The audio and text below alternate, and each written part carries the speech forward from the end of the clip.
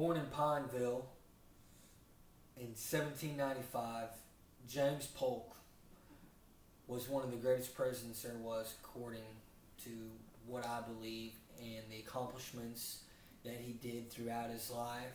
Not just his presidency, but throughout the entire time that this man was alive, he just made goal and set goals and made them.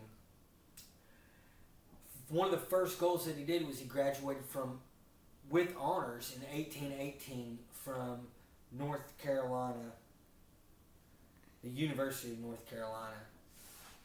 With honors is a big thing. That means you're making straight A's and means that you're pretty intelligent. That's quite an accomplishment. Anybody that graduates with honors they've worked really hard and they really deserve that extra credit.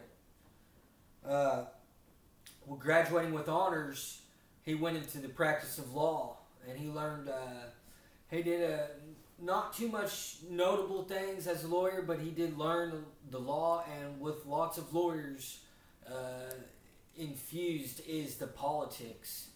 And I think this is where he first got his first taste of politics, and he enjoyed the feverishness of being around all of the things that was going on that have to do with politics. It was quite a heightened time in the American politics, and so he was, he wanted to know more, and he did more, and he put the work in, and so he wasn't stupid, and he could do it. After he was done with his law, he went into the Tennessee legislature. Now, in the Tennessee legislature, he started out, and this is probably this is where he started to meet people. And one of the people that he met there was Andrew Jackson. Now, we all know Andrew Jackson from a lot of things, but one thing we didn't really associate him with was James Polk. And associating them two together would kind of give you more of a insight as to how Polk became known, how he became elected president, and throughout his stewardship being made into president. Now, Andrew Jackson doesn't really have too much history with Polk after here, but it is known that he got met in the Tennessee legislature. From the Tennessee legislature, and he got elected to the Tennessee House of Representatives from the Tennessee legislature in 1825. In 1835, he became the Speaker of the House, which is a big thing.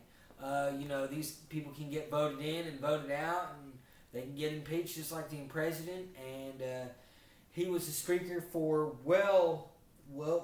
for about 19 years, and that's a pretty big deal. From 35 to 39 is only 4 years, so it's only 4 years, but his total time in the House of Representatives was 19 years, and that's something to be pretty proud of.